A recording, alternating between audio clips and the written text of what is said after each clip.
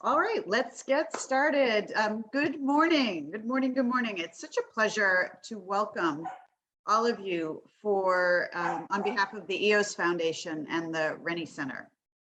We're thrilled that you've joined us for the release of our newest report, Barriers to the Superintendency, Exposing Racial and Gender Gaps in K-12 Leadership.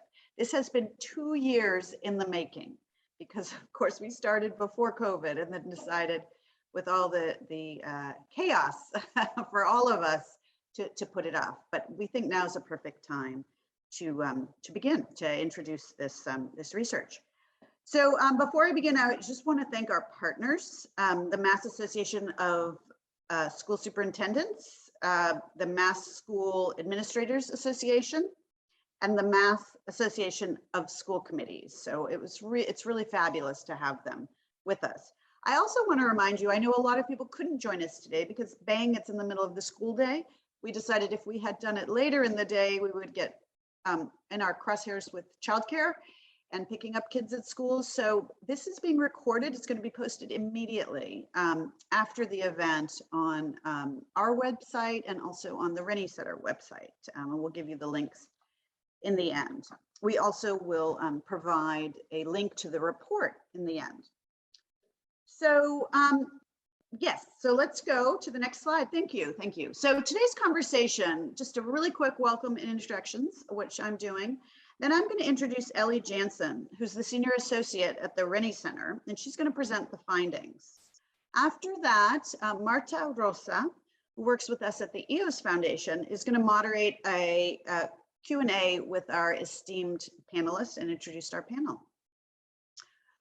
About the Rennie Center, they have been the force in Massachusetts really focusing on what's working in K-12 education policy recommendations. They've brought us all together. I'm sure many of you know their work quite well. I want to give a quick shout out to my friend Chad D'Entremont, who is the leader of the Rennie Center, and just say that we have known each other for quite some time. And a few years back when we started our Women's Power Gap initiative, we reached out to him to let him know that one of his panels fell a little short on gender and racial parity.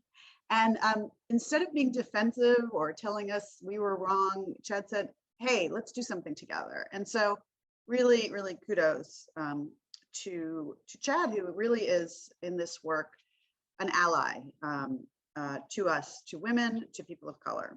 So thanks, Chad. I also want to thank Annalise Eaton, who has been very dedicated and one of the team members along with Ellie and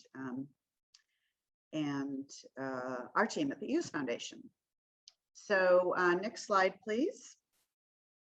Just quickly about the Women's Power Gap at the EOS Foundation. It's an initiative, and our goal is to dramatically increase the number of women from diverse backgrounds in top leadership positions across all sectors of the economy. We started off with higher ed. We've done corporate, looking at corporations. We're continuing more to do national work around higher ed. And this is our first report partnering with Rennie on K-12. Our approach is a little different than some other research. We consider our research sort of advocacy-oriented research that can really move the needle. We look exclusively at the C-suite or the equivalent, in this case, the superintendent, because we're seeing very pervasive glass ceilings, women and people of color making it to 1 or 2 steps down from the CEO and then a significant cliff. So we look at the path. In doing that, we're looking at the path. So where's the break going on in the path? What's really critical is that we do disaggregated analyses. So we don't just say all women or all women and all people of color. We say white women, white men, black women, black men, Hispanic women, Hispanic men. So it's really critical to do that sort of intersectional analysis, if you will. And we do it at the organizational level. And once we have the data, we compare entities against one another because we're looking to create a race to the top. And we found that when we rank and a company out of, let's say, 25 largest corporations in Massachusetts ends up 25 and they see that other companies are ahead, they realize there is more that they can do because we know everybody is trying to do their best. Next slide, please. Okay. I've touched on our speakers today, and I'm going to turn it over in a minute to Ellie. But I just want to say that this research comes at such a critical time. We all know that there's been an incredibly intense moment in our country around both racial justice, but also with women and women in the workforce, and dramatic fall for women and our progress in the workforce. So this is a really, really important time, and education is where it all begins, where we have to role model for our kids. So we know that numbers really matter at the Women's Power Gap. If you don't measure something, you can't make changes, you can't improve. So you're going to see some numbers, and we're always hopeful and optimistic. We know this will kick off a public dialogue that hopefully will come up with some pretty quick changes to start changing and accelerating the path for people of color, particularly, and also for women, getting to that last step. Because you'll see women are pretty well represented, but just not getting to that last step. So with that, let me welcome Ellie Jansen, my partner, who we spent so much time together over the last couple of years, and really excited to welcome you and your remarks. Thanks, everybody. Thank you so much, Andrea, and thanks to all of you for joining us this morning. I'd also like to recognize Alish Paish is here with us today, as well as Tammy Gouveia. Thank you for joining to hear our research and be a part of this conversation today. We appreciate your presence. All right, let's jump in. So I'm going to share some of the key findings from research that we've conducted over the past 2 years. Through extensive data analysis, interviews, literature review, and more, we wanted to understand the discrepancies and disparities amongst education leadership in Massachusetts and identify barriers that women and people of color face to reaching leadership positions in the state, specifically the superintendency. And we use power gaps in this research to refer to the inequitable representation of women and people of color within the superintendency and along the pathway to it. So in Massachusetts, women are 76% of teachers, and they hold 59% of licenses to be superintendent. However, they are only 39% of superintendents in the state. So what we have is a gender power gap. And for women, this isn't a pipeline issue. They make up the majority of the K-12 workforce and have 59% of the licenses to be a superintendent, yet they're not getting the jobs at the same rate that men are. Now, when we break this data down by race, we see that women of color are significantly underrepresented in the K-12 workforce. So of the 76% of women that are teachers in the state, of that 76%, only 9% are women of color. Similarly, with superintendent licenses, of the 59% of licenses that are held by women in the state, only 11% of those are women of color. And perhaps the most stark data that we have is within the superintendency itself. In 2020, only 8 superintendents across the state in Massachusetts were women of color. So what we have here is a racial power gap. And for women of color specifically, this is also a pipeline issue. They are underrepresented across the board in the workforce. So we have a racial power gap and a gender power gap. However, race data and discrepancies are much more dramatic. We studied 180 districts with 1,500 or more students to understand the trends in leadership over time, as well as the pathways that current leaders took to reach the position that they have currently as superintendent. And the findings we found here tell a similar story, though there certainly exists a gender power gap, with 17% of districts reported never having had a permanent woman superintendent. The data around race is much more stark. 80% of districts reported never having had a permanent superintendent of color. Next slide. So after acknowledging and finding out that these power gaps do indeed exist, and for women, it is not a pipeline issue as they represent the majority of the K-12 workforce, but for people of color, specifically women of color, it is indeed a pipeline issue. We also wanted to understand what other barriers are aspiring superintendents facing when trying to reach the superintendency. So I will present data on all 5 key barriers that we discover in the research and the report. First being that there are inequitable pathways to the superintendency for both women and people of color. And the second is there's a persistent glass ceiling, generally at the assistant superintendent level for women and people of color. Third is that gender and racial bias in the superintendent selection play a significant role in who gets hired for these positions. And because of those external biases, there are a variety of consequences that lead to women and people of color potentially not going up for positions. And the last is that there's an underdeveloped pipeline for people of color to enter into leadership positions. So let's start with the pathways. As I mentioned, we studied 180 districts and the pathways their current superintendent took to get to the role that they have. And our research found that pathways to the superintendency differ by gender. So if what we see here is a quote unquote typical path to the superintendency, where folks start off as teachers, move into principal level positions, then into central office administration, eventually reaching the superintendency, what we see is men take accelerated paths to the superintendency, often at a faster pace than women. Meanwhile, women are taking more steps to get to the superintendency, often getting stuck at the assistant superintendent role, either repeating this position or not making it to the superintendency. 79% of our 180 district sample of the women in that sample were assistant superintendents prior to becoming a superintendent, compared to 55% of the men in that sample. Additionally, 18% of the women repeated at least one assistant superintendent position before ever becoming a superintendent. But what we see for men is that they are jumping from principalships, which tend to be a middle or high school principal role, directly to the superintendency, often bypassing key district level administration positions that offer important experience to then lead the district as a superintendent. So let's talk a bit more about principalships specifically. Of our 180 sample, 30% of the men went straight from a principalship to a superintendency, of which 25% were a middle or high school principal. Only 9% of women made that same leap. Additionally, women make up 68% of elementary school principals in this state, but 5 men went straight from an elementary school principal to a superintendent role, and only 1 woman made that same leap in our 180 sample.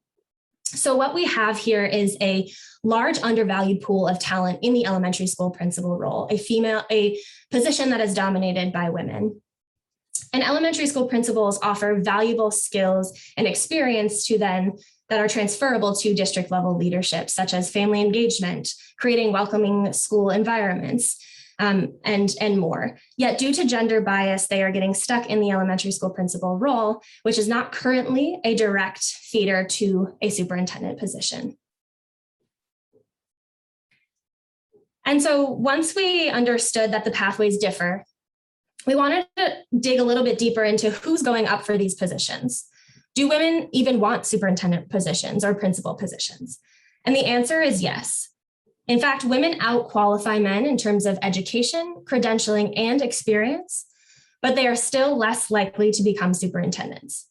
Now, we already talked about the 59% of superintendent licenses, but what about principalships? Well, 62% of all principal licenses in the state are held by women, yet women make up only 38% of middle and high school principalships in the state. And as we just saw, the middle and high school principal role was a direct launching point for 1/4 of men in our sample to the superintendency. So again, we're seeing women getting stuck in the elementary school principal role, and then again in the assistant superintendent role, while men are skipping steps straight to the superintendent.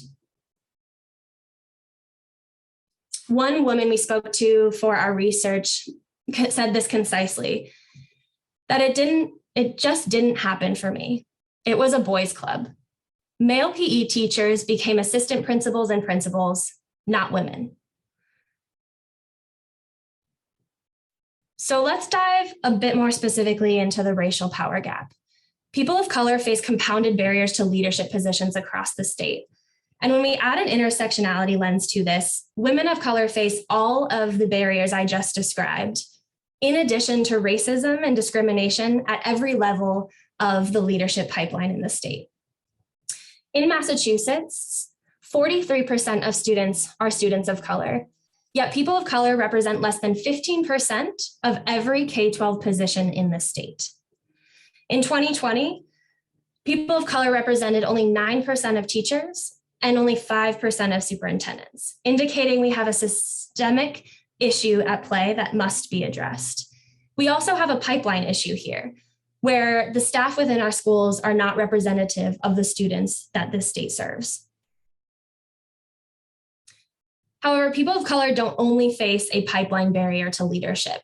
They too face a glass ceiling to reach the superintendency. People of color represent 12% of principals and 14% of assistant superintendents. And though those numbers are still significantly low, we see a massive cliff down to the superintendency. In 2020, only 3% of the state superintendents were women of color, and 2% were men of color. So even if we fix the pipeline to leadership, people of color still face a massive cliff at the step before the superintendency. Now, bias, whether that be in the superintendent selection process, from the community at large, or otherwise, plays a very significant and heavy role in who gets hired for these positions. And so increasing access or opportunity to the pipeline for people of color into leadership is insufficient to fix the problem. We have to start to address the deeply embedded bias that exists across the board in K-12 education if we ever want to see these gaps decrease. So one woman superintendent of color we spoke to for this research said it pretty concisely. Many people of color would rather have a safe job as a union teacher in a district rather than take on a superintendent job where if you make one public mistake, you will be fired. So I leave you with that quote, and I will wrap up with a couple recommendations coming out of this research where we might be able to, as a field, begin to address these power gaps. The report outlines a variety of different recommendations for various stakeholders within the field. But for the purposes of our conversation today, we wanted to talk about three key ones. The first is to invest in diversity, equity, and inclusion training for school committee members, focusing specifically on equitable hiring practices. Because as we have seen, and we know there is significant both gender and racial bias that occurs during the superintendent selection processes, barring women and people of color from reaching those positions, that glass ceiling or that glass cliff that we've been talking about. The second is to tie superintendent performance evaluation and pay to setting and meeting diversity goals. And the third is to elevate the elementary school principal role as a viable pathway to the superintendency, tapping that undervalued pool of talent and hopefully increasing the percentage of women that hold the superintendent position in the state. And lastly, what can you do? Share this report with the school committee and the district leaders in your community, and ask your school committee representatives how they plan to facilitate equitable superintendent searches and hiring processes. Finally, please follow our report and research, which you will be getting a direct link to the report at the end of this event, by following the Women's Power Gap and the Rennie Center as we continue to dive deeper into conversations around the gender and racial power gaps that exist in Massachusetts K-12 education. And with that, I will pass it over to Marta Rosa, who's going to lead the panel discussion for today. We are so excited to have our esteemed panelists with us. I appreciate you all joining us, and thank you. Marta? Everyone. I'm Marta Rosa, consultant at the EOS Foundation, and I'm happy to be in community with all of you here this morning discussing a subject that impacts hundreds of students, teachers, administrators, and families across our state each day. Having spent 9 years in elected office in the city of Chelsea, serving both in school committee and city council, I know how critical this study is to our communities, and hats off to our research teams. And I strongly believe and hope that policymakers, decision makers take the learning seriously and take some action. Two pieces of the data that Ellie reported stand out for me. 80% of districts have never had a superintendent of color, permanent superintendent of color. Think about that. 17% of districts have never had a woman superintendent. It's 2021. And today we only have 8 superintendents who are women of color in our state. But we learned also that 59% of superintendent licenses are held by women. The data begs the question, what is going on?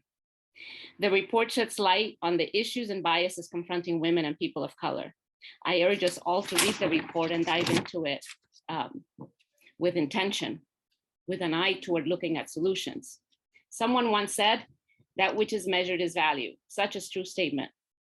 Now, to help us begin to dive into this conversation, we have three extremely dynamic women leaders who have spent their careers in education in various leadership positions in the system. I want to introduce you to our esteemed panelists. Cynthia Paris, Superintendent of Lawrence Public Schools. Cynthia has over 20 years in education, much of it focused on working with bilingual students, holding leadership positions in Boston, Newton, and now Lawrence. Cheryl Watson Harris, Superintendent of DeKalb County Schools in Georgia. Cheryl has held leadership positions in Boston, New York, and now in Georgia.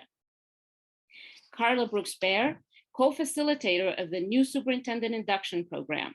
Carla has held leadership positions as Superintendent of Franklin, Lowell, and Wellesley Public Schools.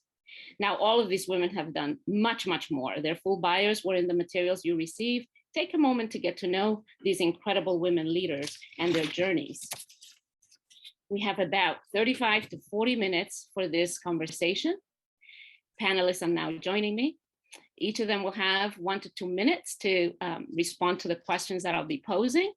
So let's get started. Are we ready? Our panelists are ready. Remember to post your questions in the Q&A. We will take some of the questions at the end. Now, let's start with a simple question. As current or former education leaders, what led you to pursue the superintendency? What influenced you? And what was the biggest barriers you faced? And how did you overcome them? Let's start with Cynthia. Thanks, Martha. Yeah, I think that for me, the path to the superintendency wasn't as traditional as most of my colleagues. As you may already know, I'm a trained speech and language pathologist, and the two other women on this panel are some of the women who were part of my journey and mentors. For me, policy changes in our state were a defining moment. As a speech pathologist, we had an initiative when I was working in Boston that made it very difficult to fulfill my role as a speech pathologist because bilingual education as we knew it back then was abolished. Mm-hmm. So I think it was in contradiction with my core values. And that led me to pursue a different avenue, a different way of supporting students. And it was one of my colleagues who said to me, well, Cynthia, if you do not like that, then what are you going to do about it? And then she suggested that I should become a school leader. So that is quite untraditional in many ways, but still fueled by my core values of having equitable and justice in our students. And at that moment, it was students who were English learners and students with disabilities. And someone seeing something in you that led them to say, hey, do something about that. It was another woman who encouraged that. Yeah. Carla, how about you? Actually, somewhat similar to Cynthia, a little bit similar. I was a teacher and trying to make lots of changes in the school and ran up against sort of a brick wall and decided, I want to do something that gives me a chance to actually make changes that make schools work better for teachers and for kids. So that propelled me out of the classroom and out of the classroom to do some curriculum design work. And then I wanted to test out what administration might look like at the central office level. So I'm one of those people that went from the classroom to 3 years later, I was an acting superintendent. So you made that jump that Ellie talked about. Yeah, exactly. In this sort of very unconventional way. And I would say that crises seems to have been a part of my journey. That when a district was in trouble, I happened to be sitting in a seat and they were looking around for who might help them or who might step in or who might be foolish enough to step in. So Proposition 2.5 vote was the first crisis. Mm-hmm. Superintendent departed with no notice. I was in charge of personnel and curriculum. They said, Carla, would you step in and hold us, do this. I had no idea what I was doing, but I stepped in and that got me the first, credential of experience that was the building block for later work. Great. And you were one of those exceptional that did the jump that most men make, but women don't make. Right. Excellent. Cheryl, how about you? Thank you so much, and good morning to everyone. I would say for me, whether it was moving from principal to a central office position or to the superintendency, it's never really been about the position. It's been about the work. That my life's mission is to create empowering opportunities for marginalized communities and removing the barriers to their success. And I think I'd like to think I was a successful teacher and wanted to have a greater sphere of influence to do what I know I was put on this earth to do.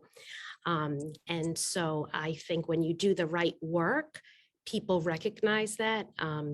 In most of my career, I did not apply for any advancement or promotion. I was tapped or encouraged because of the impact of the work.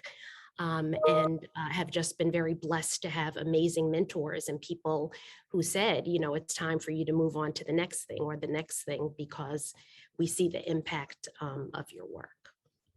Interesting, all three of you have in common this sense of core values, the work itself, the crisis that hits where you're asked to step in and you take the plunge. That's very interesting. And most of you encouraged by other women to take that plunge.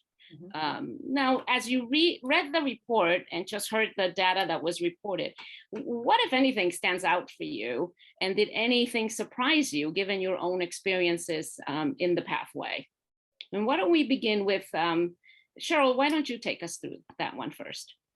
Thank you so much. There were so many interesting things in the report. And I think this type of research is always good as a point of reflection.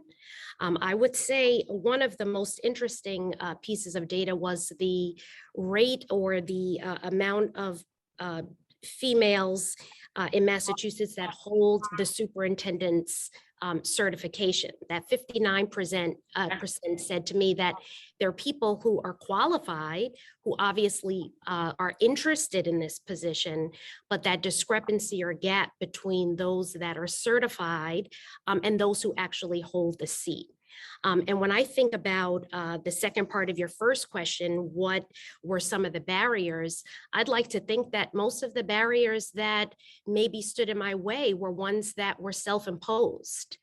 That I think many women, even though they know they may be qualified, they may look at, who looks like the superintendent or comparing themselves to those that may hold the majority of the seats. The old stereotype of what that leadership position is. Absolutely. And then that idea of the glass elevator or not just the glass ceiling, that really jumped out at me as well, because I think, when we think about that meme or that thing that you see all over social media where there's a man and a woman on the same path, but the man's path is like totally clear and the woman's has, the laundry and the children and all of these other things. And so sometimes, women, we want to have, some of us want to have families and raise our children, and that makes it a little bit more complicated.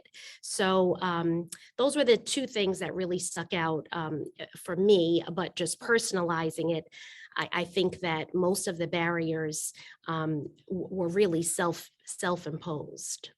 Thank you. Interesting. Cynthia, can you follow that up with your perspectives? Yeah, for sure. I think I was surprised and also validated in seeing the data where men leapfrog to these positions.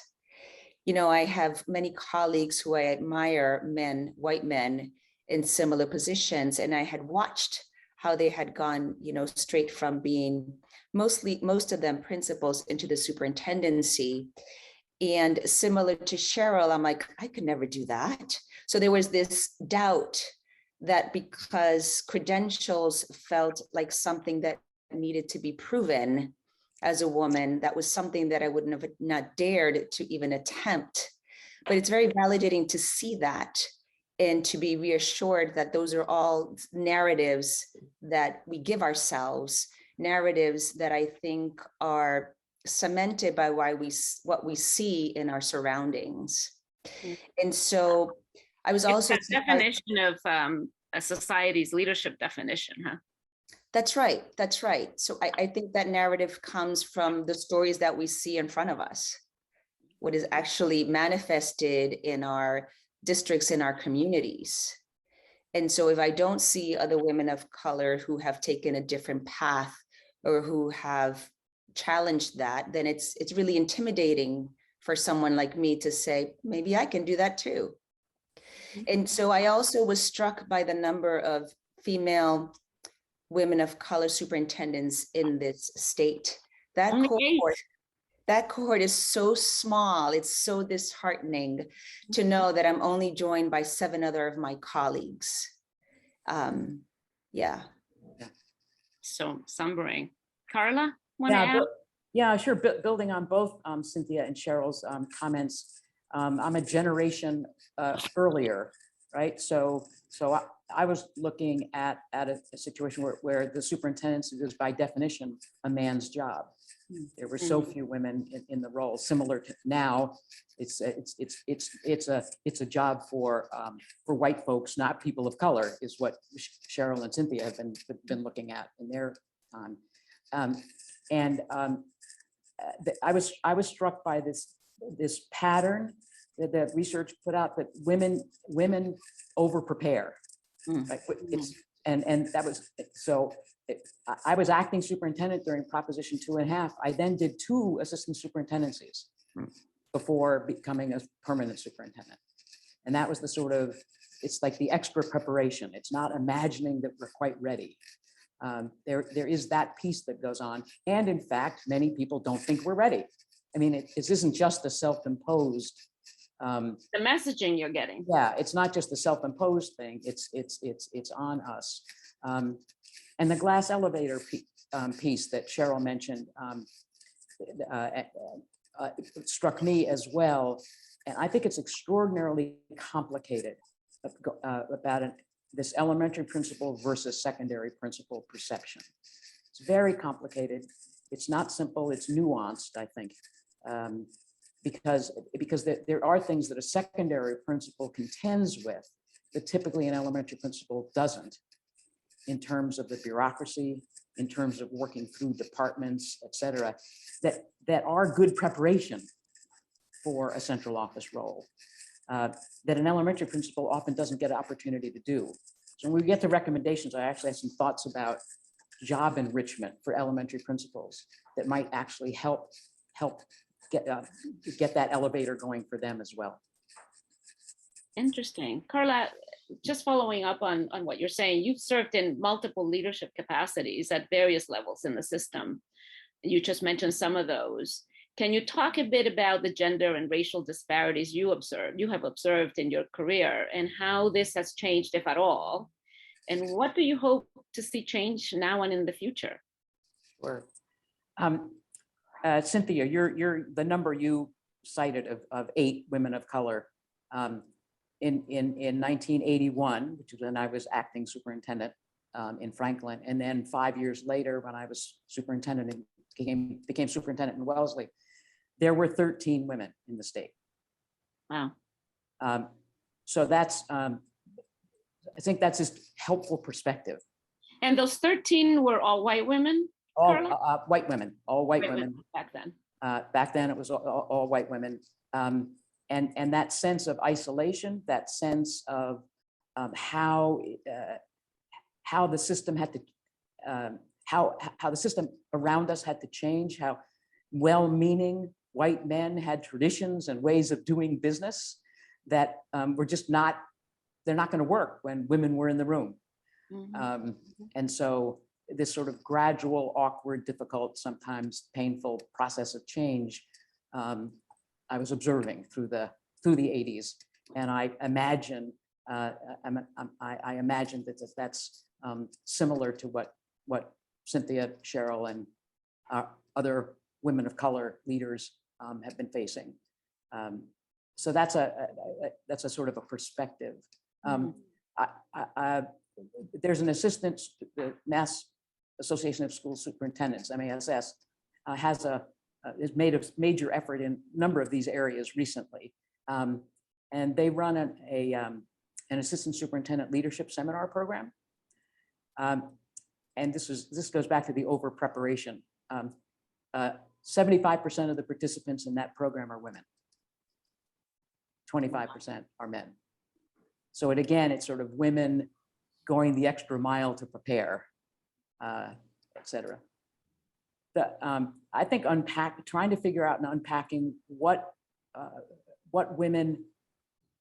makes women hold back from pursuing the superintendency is important, because there are plenty of women that hold back from pursuing it or pursuing it a second time. I think understanding that would be very helpful, because to have the superintendent license, actually you need that license to be an assistant superintendent. I see. In Massachusetts, there isn't a separate license for superintendent. It's an assistant superintendent and superintendent license as one. So it's not 100% clear that it's that everyone who has a superintendent license aspires to the superintendency. And sort of stays in that assistant superintendent role. Yeah, and sort of at the same time, there are plenty of women assistant superintendents who have not gotten superintendent jobs, who are qualified to do it. I don't want to understate that, but I want to just put some nuance on this about aspirations and what are the obstacles in the job that make it more difficult for women to do the job, much less succeed in the job. Some of the things that Cheryl mentioned earlier around, women still are by default the predominant caregivers in families for children and for elderly parents. That's a pressure. That's something you got to take into account when you think about taking on a superintendency, which has increasingly become a 24/7 kind of expectation. And the pandemic really highlighted those issues really clearly. Thank you, Carola, for your perspectives. Cheryl, you've had an opportunity to lead here in Boston and in other environments like in New York, now in Georgia. Can you share your observations from your experiences? And, are there differences between these three very different places you've led in? Thank you for that question. I would say there are a lot of similarities between amongst the places that I've had the opportunity to work in and lead in, largely in terms of segregation. I would say that Boston Public Schools is a largely segregated school district. New York City is the #1 most segregated school system. And Georgia, where I am now, the 3rd largest district in Georgia, is really no different. But I want to touch back on what Carla said, because we're going on this self-imposed piece. I want to just clarify, because I think it also answers your question.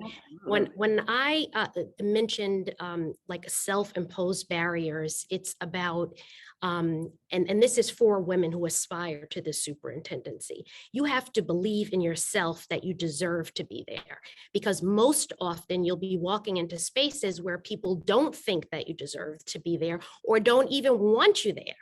And that's why I think— And they clearly let you know that. Yes. Or, sometimes I'm in the nice South now. It may come out a little bit differently, but more polite, perhaps. More polite, yes.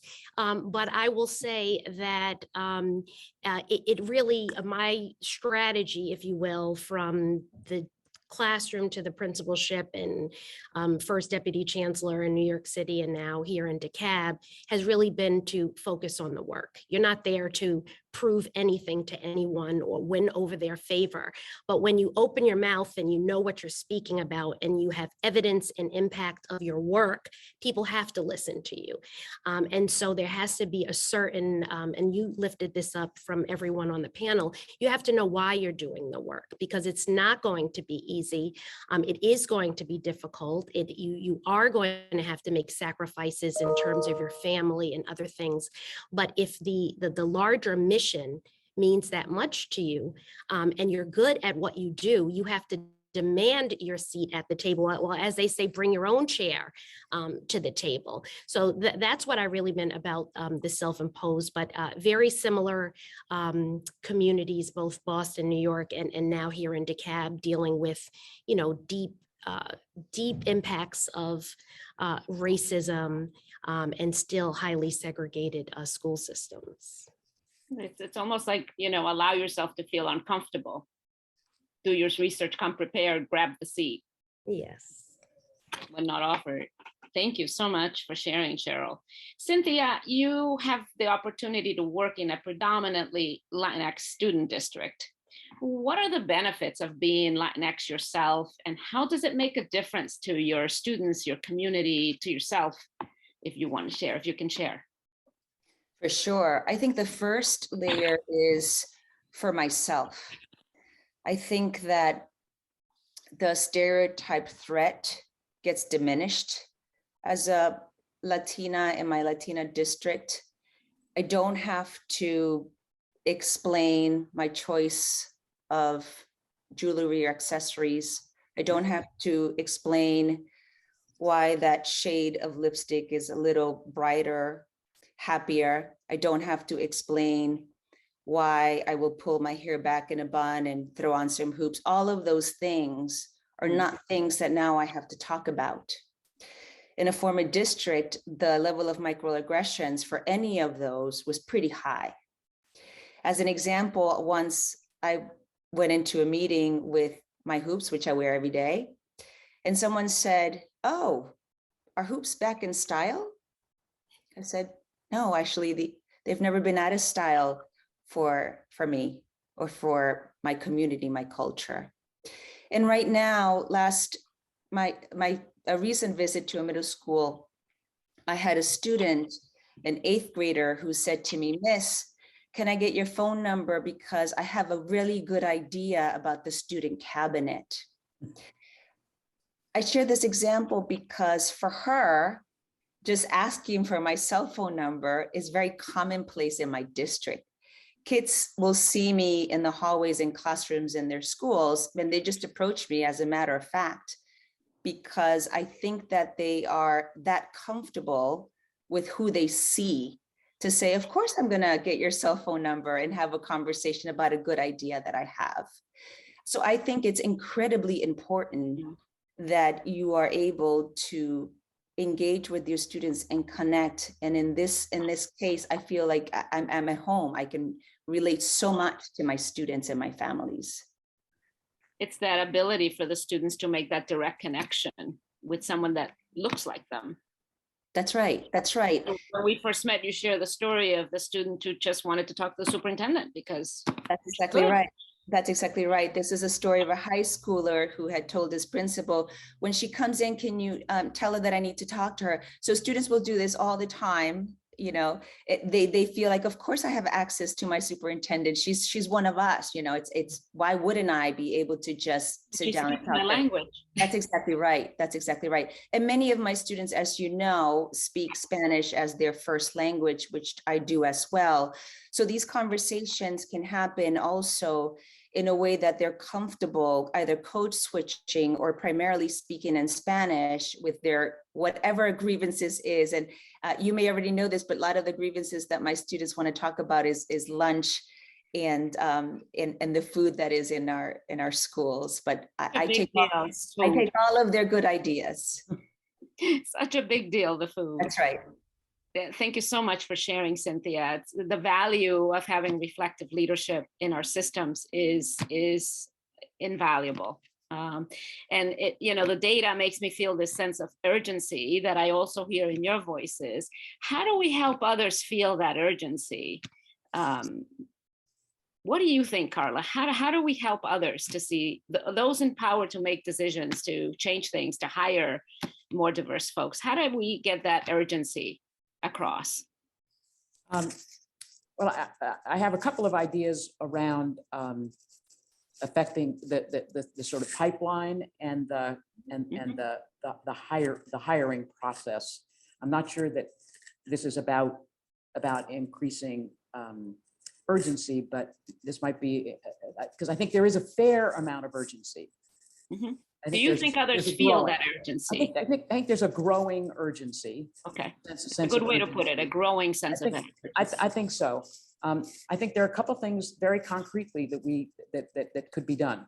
One, there are 3 search organizations that are responsible for most of the superintendent searches in Massachusetts. MASC, which is the School Committee Association, NESDEC, and the Collins Center out of UMass Boston. They do the bulk of the searches. They're all white male-led organizations, and the folks that do the searches are predominantly white males. So focusing on diversifying that workforce, Yeah, that group of folks, because it's not that white men don't want to do this work. I mean, I know a lot of folks that are wanting to do this work. They don't have networks. They don't have connections. They don't have ways to reach out. They have stereotypes, all those things. So I think really working on the search organizations and helping them broaden and develop their networks. good I think point. a second one is that I think we ought to look at the positions that women hold in central office and look at their titles. I think many of the titles are director of this or manager of this, not assistant superintendent. Mm. I think looking at the titles of the women and of the positions in central office, and if they are assistant superintendent work, they should get that title and therefore command more attention in the resume and hiring process. And then I think the third piece that I would suggest is that I think elementary principals' jobs need to be enriched in some way, or they need some support to do some additional work that gets them into some bureaucratic change processes, where they get some of the experiences that secondary administrators get, which leads people to think that and those experiences are not unimportant for the What superintendent. experiences, can you just name like 3 of those experiences that vary between secondary and elementary? Sure. So a high school principal has a whole leadership team of department heads that he or she needs to manage. So they're managing through people, which is what a superintendent has to do. They're developing leadership team meetings involving fiefdoms, which is what superintendents have to do. So there are a whole set of things at the high school level that are somewhat similar to what a superintendent does, and they're not really very equivalent at the elementary level. They're in micro. So if there's a way to help give some experiences to elementary principals that are more like those and that can be labeled that and learned from and named about, I think that would help in the preparation and the visibility. And I wonder if those functions are in the elementary principals, but they're just not labeled that. Certainly some of them are. Yeah. Absolutely. They're not labeled and they're not sort of learned about in that same way, so that they're not as transferable. So if they Yeah. can be helped to be transferable Mhm, to the mhm. job of superintendent, I think that's a key piece. I don't have the solution of exactly what that looks like, but I'd love to Those are work on that. three good areas to focus on. Cynthia, what would you add to this urgency? What recommendations would you share? Yeah, I think because for me, it was other women sort of encouraging, really thinking through a robust mentorship program. So right now I can imagine my other 7 colleagues in this state being responsible for mentoring or tapping 5 other women of color right now, and keeping in touch and encouraging them. And I think that for me was extremely powerful, because, if they believe that I can do it, of course I can do it. There's that personal connection and encouragement Yes. from woman to woman. Correct. And a few good men, I guess. That's it. Absolutely. Absolutely. But I think the power here would be in having another, woman of color leader or another woman who would say, yes, absolutely, you can do this. And, let's do this together. Yeah, I like the connection to women who have done it, are doing it, and then believe that others can do it. Cheryl, how about you? Any recommendations you want to add? And how do we create this growing sense of urgency into real urgency here? Mhm. I would like to just build on what my colleague said about the importance of formal and informal mentors. I definitely, again, have been blessed with incredible mentors who have helped me kind of order my steps in ways that have led to where I am now. But also, one of the greatest things I learned coming out of Massachusetts and then into New York and into Georgia is that there's also a national network Yeah. of Good women point. of colors, women of color who are in the superintendency that have been so incredibly supportive. I mean, even from the day that I was named as the sole finalist for this position, women of color from across the nation reached out to say, we want to support you. We want you to be successful. We call each other our sister superintendents. And I think it goes to what Carla was saying, that a lot of the search firms, it's not that they don't want to put forward a diverse candidate pool, but they don't have access. So I think it's also about, or maybe haven't found access.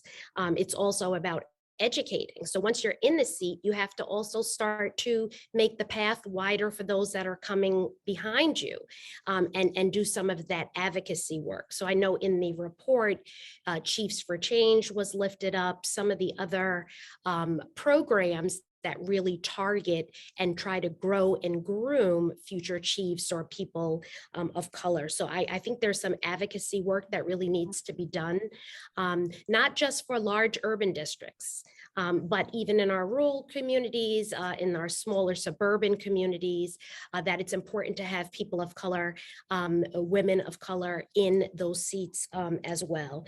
And then I would just like to lift up the power of moving beyond your immediate community, because sometimes as women, maybe our growth, our professional growth isn't recognized as it may in our, or maybe in our male counterparts. And sometimes to look for a new opportunity where people can see you as your current self and not necessarily the kindergarten teacher that you once were, or the elementary school principal, but the CEO, the chief executive officer, someone now who is at that level and not being judged by maybe who they were many, many years ago. So those are just some things I would add. I like this idea of the power of seeing yourself in how you are, not how others might see you. I like the idea of that power. That leads right into our final questions. Can you imagine? It's been almost 40 minutes already,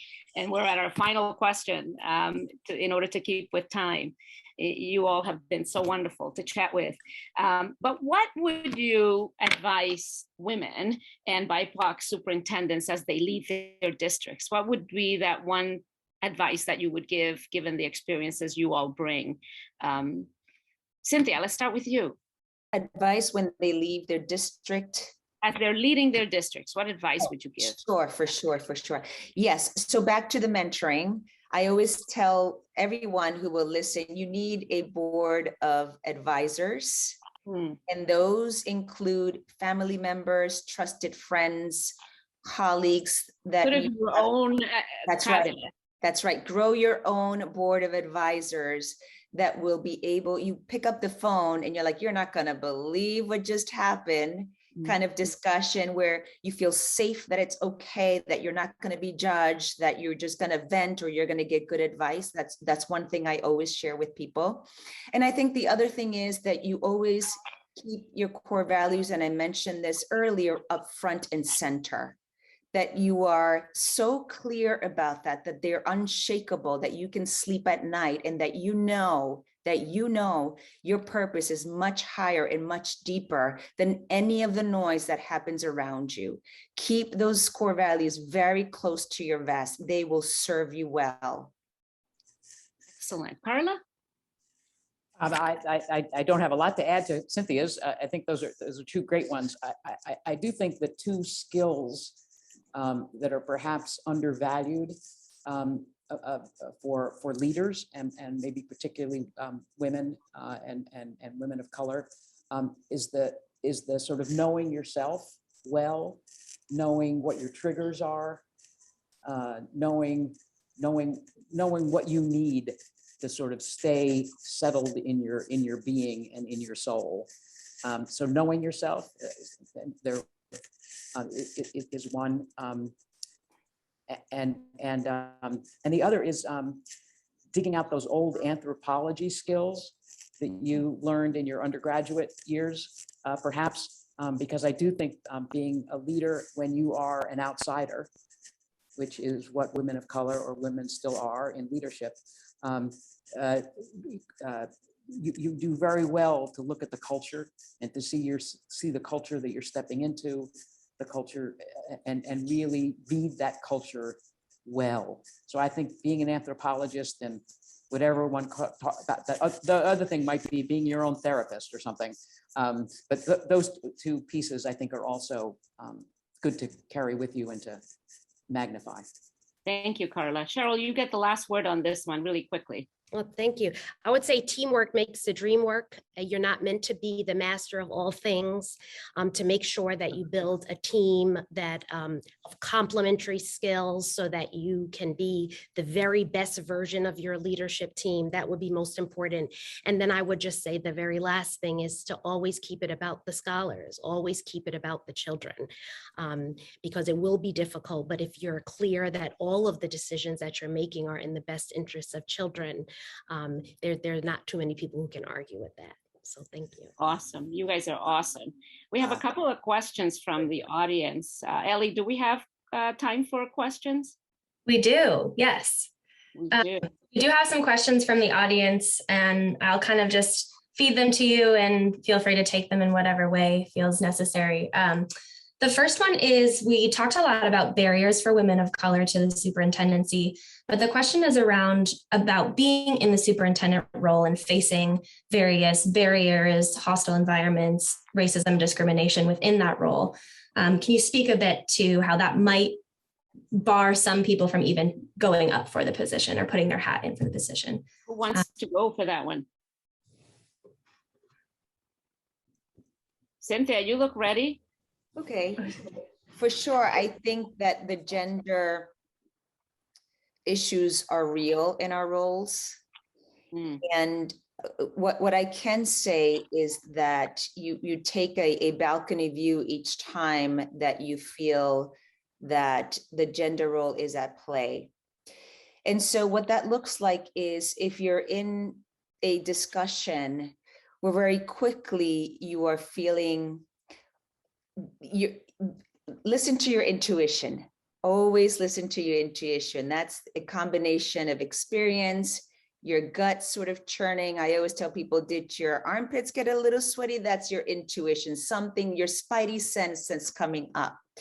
And so if you take this balcony view and you watch what's happening, you can very quickly discern yourself and tell yourself, this is not about what the work is. It could be personal, it could be gendered, it could be so many other things. And as I said earlier, you quickly bring it back to like, that's not about me right now. This is about something completely else. And my role here, in my job, especially as a woman of color, is to stay very focused on what matters. Stay focused on what matters. The big vision and focus on the work. Right. That's right. Yeah. Cheryl, did you want to add something? You want to mute Sure, it? So. Oh, okay. I was just going to say that, our children need champions, and you have to know what you're going to be up against, but you're doing it for something greater than yourself. And you just, as long as you're going into it with eyes wide open, but to know that, look at our ancestors, look at things that they fought for so that we could all profit from that. And so I think of it in terms of that work, that this is not just about being a woman of color in a superintendency. It's about civil rights. It's about social justice. It's about making sure that children have people who advocate for them.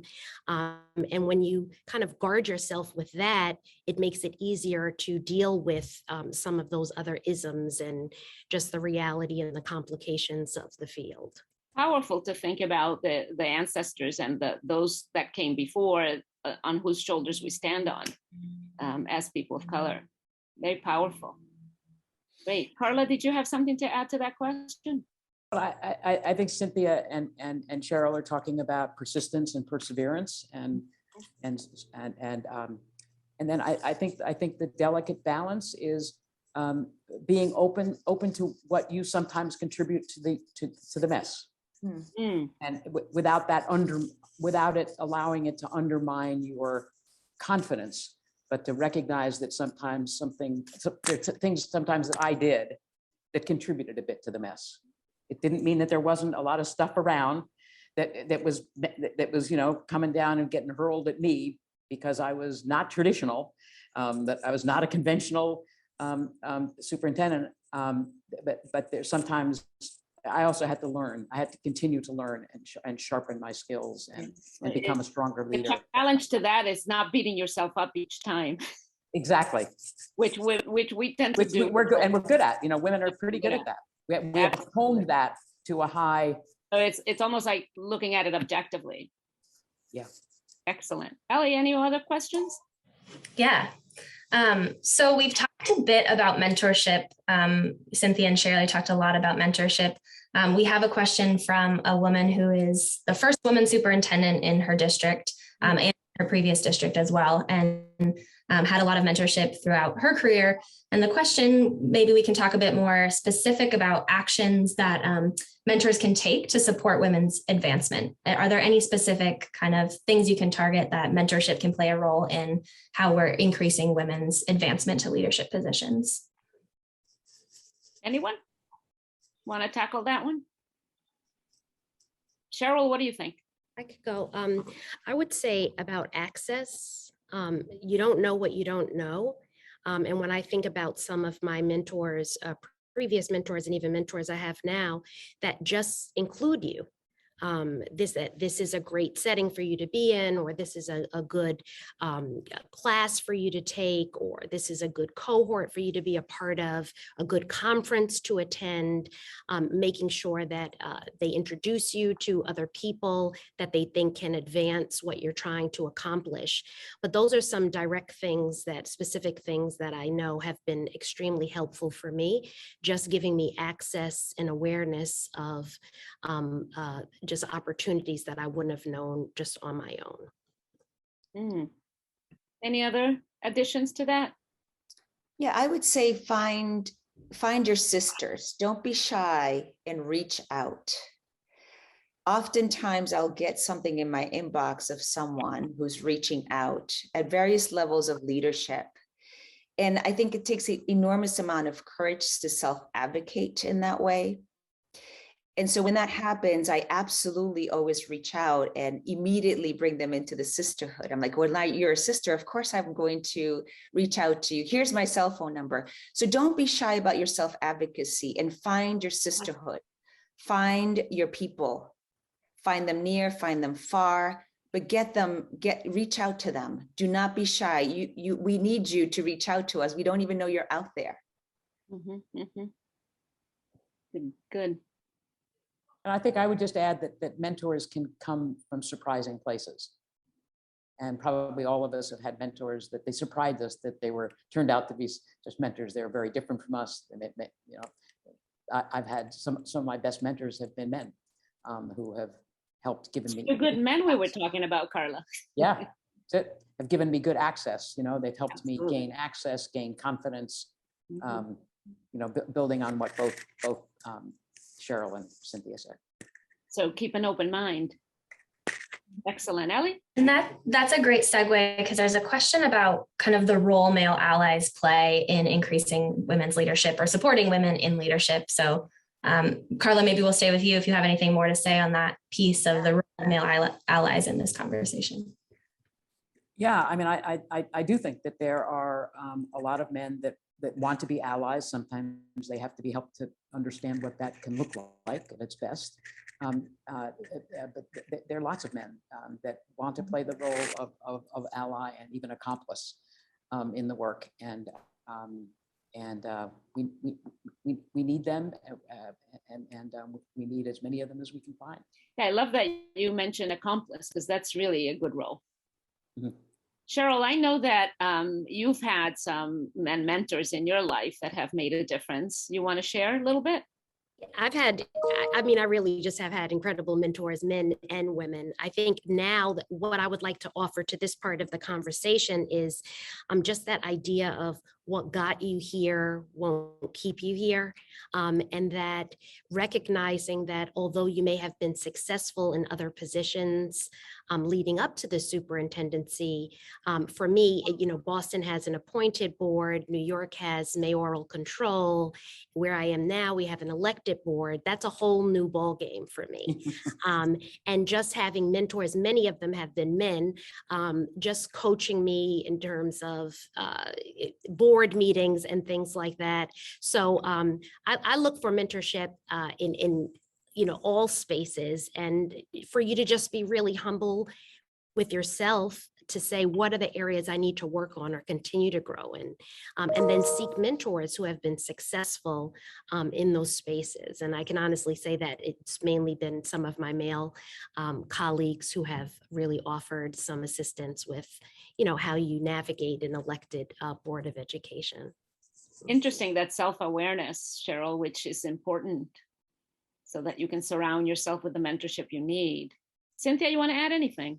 Yeah, absolutely. Male mentors they must be on your board of advisors. They have to be, because they're the ones who've had greater access and experience to these roles. Mm-hmm. So their wisdom is very important when you need it the most. So I agree with my two colleagues, you have to keep them also, and you have to reach out and nurture those relationships. And they're more than allies and accomplices. They're that and so much more to the success of the superintendency. Absolutely. Great. And I think we have time for one last quick question from our audience.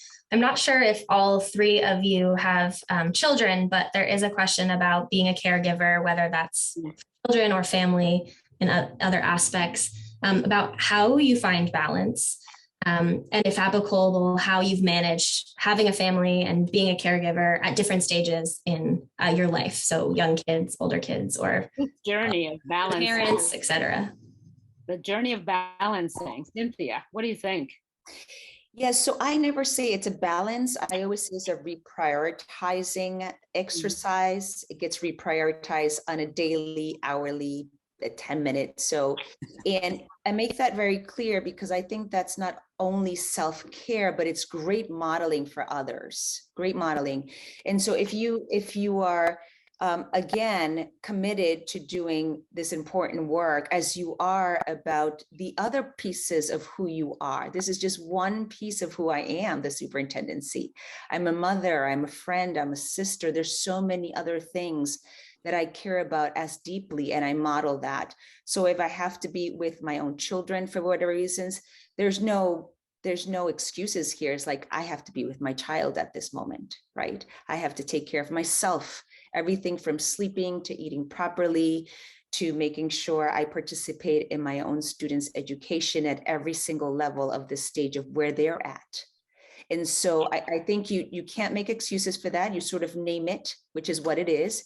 You reprioritize it. Today, my schedule says this, but guess what? Tomorrow, my student, my own child needed me, and that's where I need to be. And I will make that very clear. And you model that for others. Of course, you're going to take time for those other things, of aspects of your own life that matter. You reprioritize them. And you talked about something really key, which is take care of yourself, right? Absolutely. You have to model that as well. You have to model self-care. People are watching you. And yes, the superintendency is 7 days a week, all kinds of crazy hours, right? 24/7? 24/7, all the time. And you set clear boundaries, you model those, you encourage others. When you see that someone is on the ledge because they haven't slept, they haven't eaten well, they haven't taken time off, you encourage that. I make directives. I have this fun game that I play with principals where I say, your homework today is to go home and plan for your December break. And that's a directive in a fun way, of course, but you must go plan something tonight. Otherwise, December will be here and you have no good plans for yourself, and you must take care of yourselves. So you make that an expectation of the roles, and again, and you model it. I hate cut off conversation, but we do have to wrap up the panel. But I really appreciate all three of you joining. Marta, I don't know if you have any last words, and then we will join Andrea back on the screen to wrap us up. No, just thank you so much for sharing your experiences and working with me on this conversation. I've had a lot of fun. How about you all? It's been a pleasure. It's been great. Andrea? Wow, that was just such a fabulous discussion. So I have a few things to say. I'm going to speak really quickly. Here you have on the screen where you can follow up with us. But there's just one thing that jumped out at me. There was a question, and there was also an article in the Globe about particularly women of color, but also women, and how they're often actually undermined. And Carla talked a lot about this, about, and we all did, self-doubt versus reality, right? The reality is we have a lot of data because we've looked at higher ed and the role of boards of trustees, and we didn't talk much about school committee, but there actually is just a ton of bias. There really is. Carla talked about crisis, women are often brought in for a crisis. The minute one thing goes wrong, thrown under the bus. In some of our work on higher ed, that happens too. And whether it's deans or provosts or even presidents, and wealthy donors intervene, and oftentimes the woman's thrown under the bus. So I loved this notion, Carla, that you shared with nuance. This is all very nuanced, but that has to be attacked. And we really, really need to figure out how to do that. We talked about the training Ellie did for boards of school committees, but it's real. It's real. And this notion, do you have to over prepare to get the role, or do you just think you do? Well, there's a lot of data that actually says you do have to, as a woman, over prepare. So I'm just going to leave that where it is. I think it really deserves a lot more work, a lot more thought. So the other major points are the mentors. We talked about that. I loved this whole notion of a kitchen, sort of a kitchen cabinet. I don't know that that's the term that Cynthia used, but I think she said board of advisors or directors. So think about a kitchen cabinet, male allies. I do want to also mention some good news that in 2021, there were more people of color. This notion about there is a growing sense of urgency. So now there are 12 women of color superintendents and 8 men of color. So that happened, the data was from 2020, but we did take a look to update it. And Marta, I really loved, when you talked about reflective leadership, and Cynthia, you gave us that example of reflective leadership and how important it is. Everybody speaks about the importance of diversity, but we have to keep giving those examples that it is so real. So thank you to our panelists.